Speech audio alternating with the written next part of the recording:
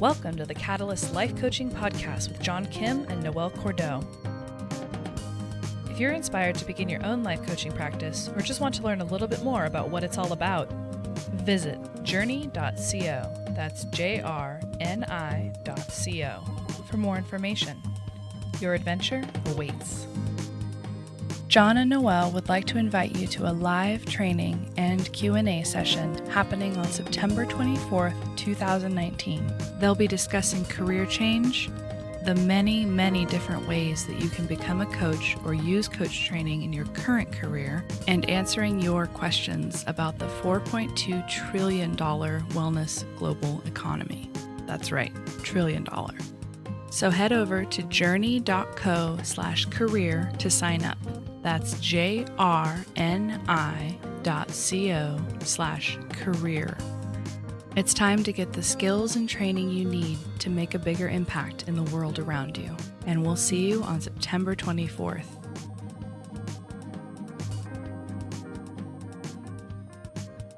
Hey guys, on this episode, we're going to talk about coaching techniques to use in the workplace.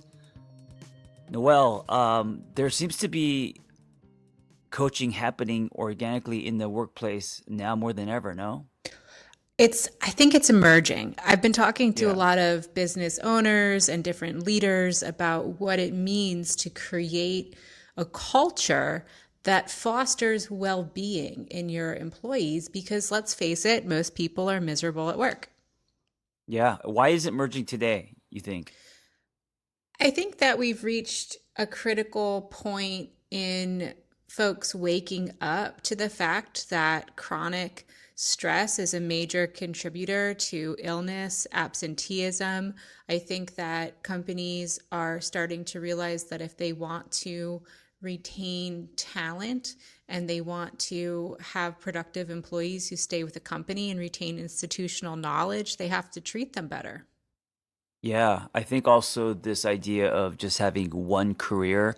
I know, growing up, it was like you had to pick what you wanted to do, and it felt so daunting, like you were going to be, a doctor or lawyer or teacher or whatever for the rest of your life. I think all that's gone now. I think people have many careers. They change paths all the time, and it's okay and accepted more than ever today. And so I think because of that, coaching in the workplace is just, it's become, I think, more popular, more needed. Very much so. And, a lot of folks who come through the Catalyst Intensive don't want to put up their own shingle and start their own business and create content. They want to use coaching to enhance their current job, their current workplace, their current experience. And for a manager, oh my goodness gracious, this is the skill set that can make the difference between being a great manager and a manager that causes people to leave because you're not aware. Yeah, absolutely. There also seems to be a new way of running companies. This idea of running teams with an iron fist is kind of fading, and the new generation of startups and just a new way to create a space in the workplace. Oh, is yeah. happening. And I think Yeah. there's also just a really profound reality that millennials are changing the entire culture of work. Millennials are super Yeah. sensitive. Millennials are all about feelings. Millennials don't respond well to the iron fist. Yeah, absolutely. Which is great. They have low tolerance for that. They have low tolerance and they get depressed and leave jobs. That's what's Yeah. been happening. So we need to help Yeah. these little muffins and, not little muffins, but from my perspective, little muffins, help these muffins, integrate into the society that we all want to build together. Yes. So let's talk about some coaching techniques, or which way do you want to go with this topic? Yeah. So, when you're thinking about coaching techniques, a way to think about it is a coaching technique is a way of being. A coaching technique can be an intervention when you're sitting with someone and you say, I think I have a tool or a tip or a technique that would really work well for you. So let's kind of break down the difference. So Yeah. coaching as a way of being. That would be something like mindfulness or nonviolent communication. Can I just say I love that. When you said coaching as a way of being, as a technique, it really resonates with me because I think a lot of people think techniques are interventions, and they can be, but this idea that the way that you live, the way that you are, the way that you maneuver in the workplace, that's actually a coaching technique, a It way of is being. I love a that. way of being. So, let's just take mindfulness Hmm. as a way of being. Sure. Mindfulness is very much a part of the coaching world. And it comes to us from a coaching perspective because when a coach is working with a client, they reserve a position of non judgment and they reserve a position of trusting the client and letting the client lead with their own agenda versus the coach's agenda. So, Yeah. yeah. And so when we're translating that into a workspace or into the workforce, from a managerial perspective, can you imagine maintaining a position of non judgment, curiosity, and acceptance throughout your day? Yeah, I think that's amazing. And the other thing that mindfulness does is it makes people less reactive, Yes, you know? very much. And so, combining this stance of non judgment and lowered reactivity, number one, it's going to take a lot of chronic stress off the shoulders of the manager, and that will have a trickle down effect into the mood, cadence, and stress experienced by the workforce. Yeah, absolutely. I think naturally, before, the commercialization of wellness, you had to go through a lot of life and kind of, be in your later years to naturally kind of calm down and be less reactive. But today, I mean, millennials practicing mindfulness and meditation and everything else, they're young and doing this, which is great because when I was in my 20s, I was a walking reaction. Never practiced mindfulness or any of this, so I love that it's happening now with this new generation. Me too. And I'm really glad you brought up the point of, waiting to get to a place of non-reactivity or there being wisdom in your older years. Hmm. That concept has been really lost in our current culture, and it's actually vital. There's too much pressure on young people today to become the next unicorn startup, to become the Right. next NFL player, to get into the best college, to perform, and then we're seeing folks who hit 30 years old and they're exhausted. Yeah, it's because of comparison. It's because of we are now able to um, see what our neighbors are doing. It's in our faces every day, and that Yeah. was never the case before. And there's really great beauty in, knocking around in your 20s and then developing gravitas and wisdom in your older years. There's a reason why midlife has a certain set of expectations and responsibilities, and why youth is kind of wild and open. Yes, I think I couldn't agree with you more. I mean, I think youth is all about exploration and splattering paint and coloring outside the lines and chaos and because you are going to slow down naturally and have revelations, and if you don't allow yourself to be free and fearless and all of that in your youth, then you're not going to want to do that when you're 50. Ex- It's like exactly. you'll have regrets. You'll have regrets, and you get a very siloed view of the world, Yes. where you have blinders on and don't see the full aspects of culture. And kind of bringing it back to the workplace, I think that silo effect of keeping your head down, just looking at one industry, just looking at one thing, not really having a global perspective. People don't read anymore. There's Hmm. a whole lot of life that's happening out there in the world that folks are just generally unaware of. But what they do have is, to your point, comparison. Yeah. So, So, would you recommend that the youth today, especially in the workplace, recommend that they explore and they go a little crazy, or also at the same time practice mindfulness? Well, from a coaching perspective, this, points to the importance of vacations. Both for Mm, managers to grant vacation time and for folks to take it and travel and see the world and get out of their hmm. comfort zone. You up your capacity for creativity when you spend 3 days in nature.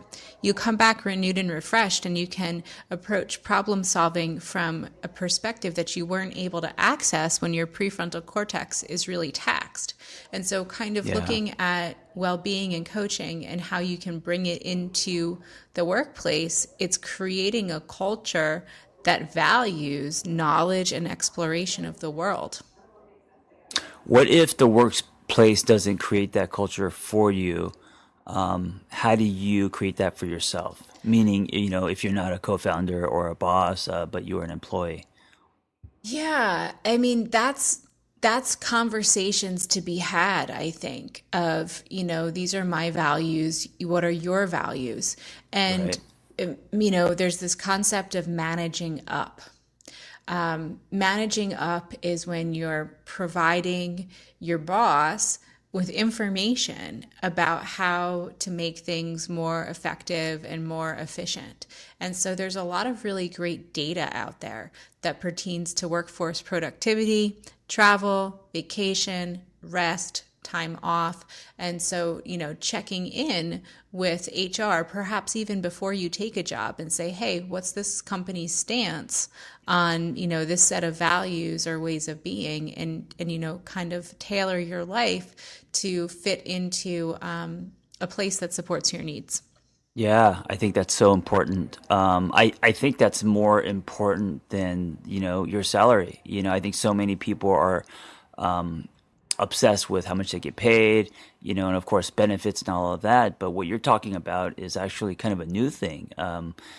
Being able to be free, being able to travel, take vacations, insert adventure into your life. So your state is more, you're living on a higher frequency when you do work. Yeah, so that you're not burnt out. And we know Yeah. for a fact that when your prefrontal cortex gets overtaxed, you lose focus and you lose productivity. And there's a lot of absenteeism that happens due to sickness and depression, not folks taking their vacation. So the best thing that you can do is take your vacation, and that will stymie the flow of depression and illness.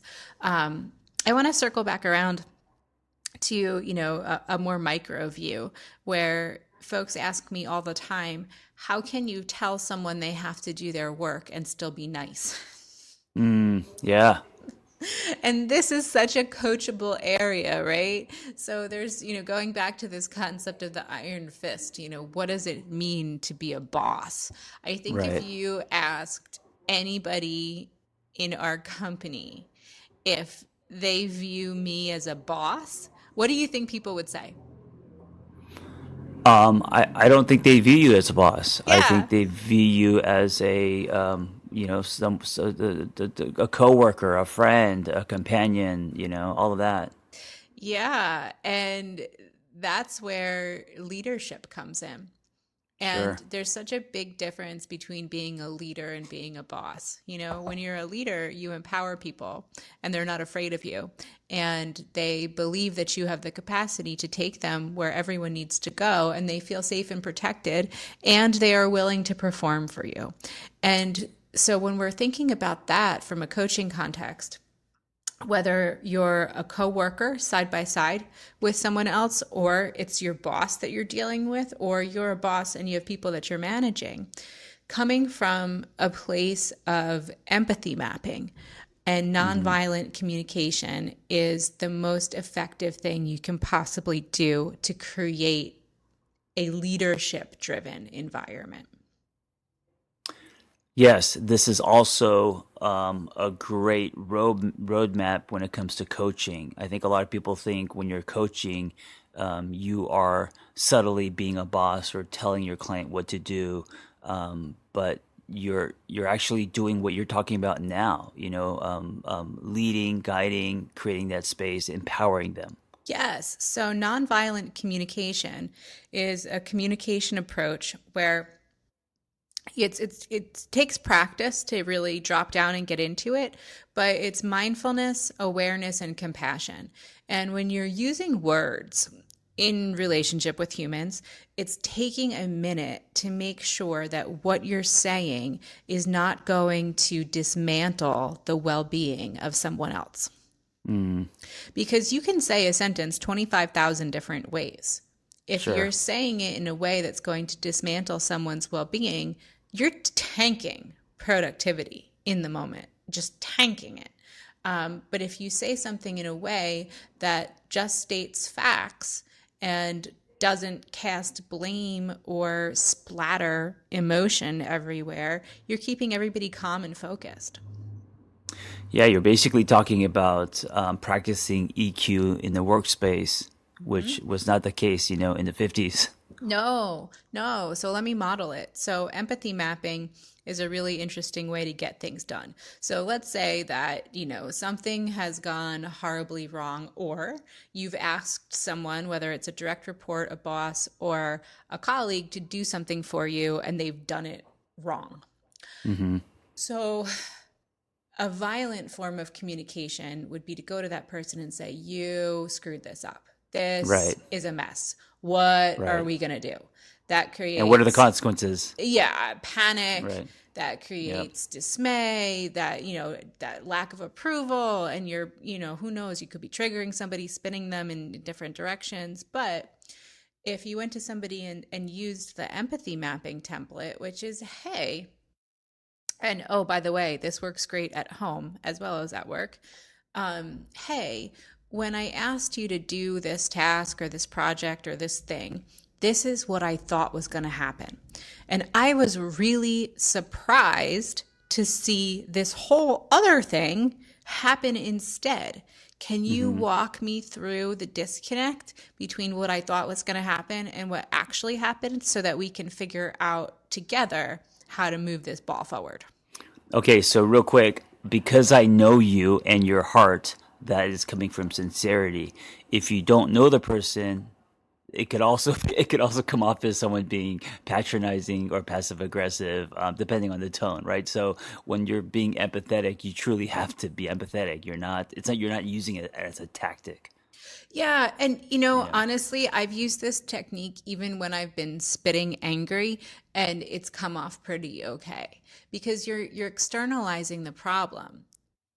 You're Yeah, but you have to mean it. Meaning Yeah. meaning when you ask them questions that's coming from a caring place, you have to genuinely care, not say it because you feel like you have to, or it's gonna get you results. Oh yeah, you You know what I'm can't be. saying? Like, Yeah, there can't be scorn right, involved. right, right, That's going back to Gottman's The Four Horsemen of the Apocalypse. It's right. derision, scorn, emotional stonewalling, insults. All that stuff Yeah, yeah. can't be in there. But if you're having a hard time controlling your emotions in a given scenario, you can take empathy mapping and nonviolent communication scripts and just read them like a robot.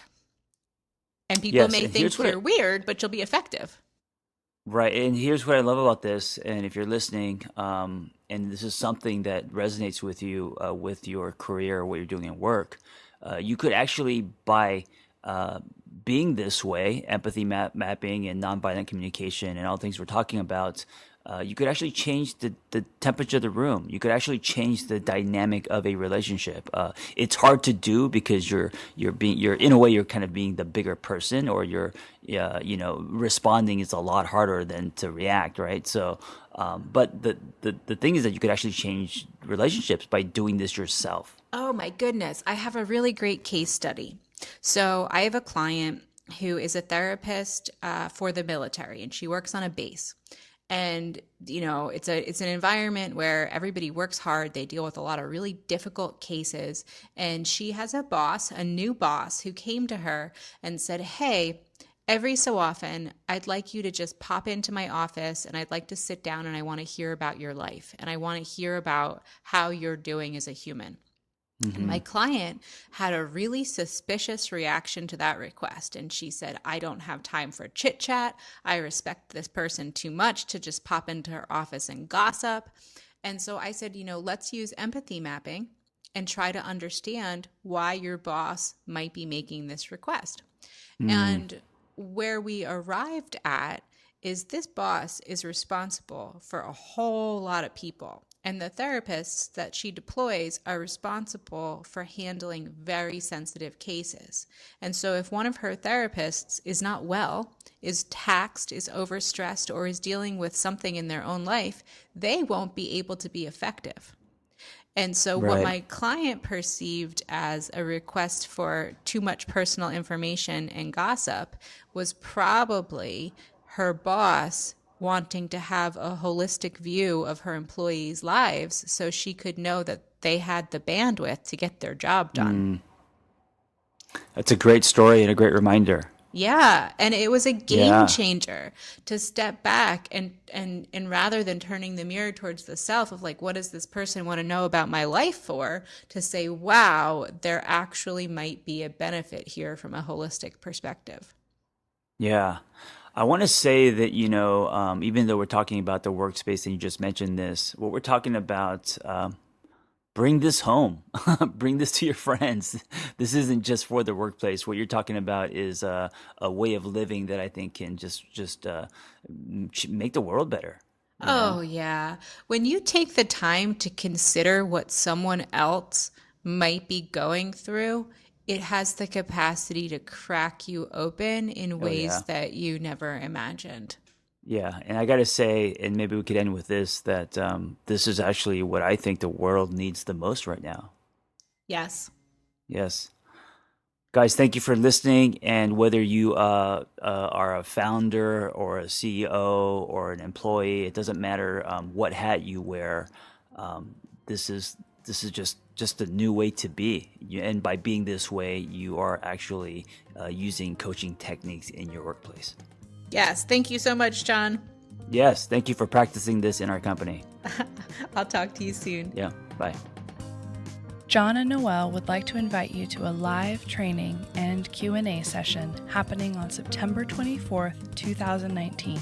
They'll be discussing career change, the many, many different ways that you can become a coach or use coach training in your current career, and answering your questions about the $4.2 trillion wellness global economy. That's right, $1 trillion. So head over to JRNI.co/career to sign up. That's JRNI.co/career. It's time to get the skills and training you need to make a bigger impact in the world around you. And we'll see you on September 24th.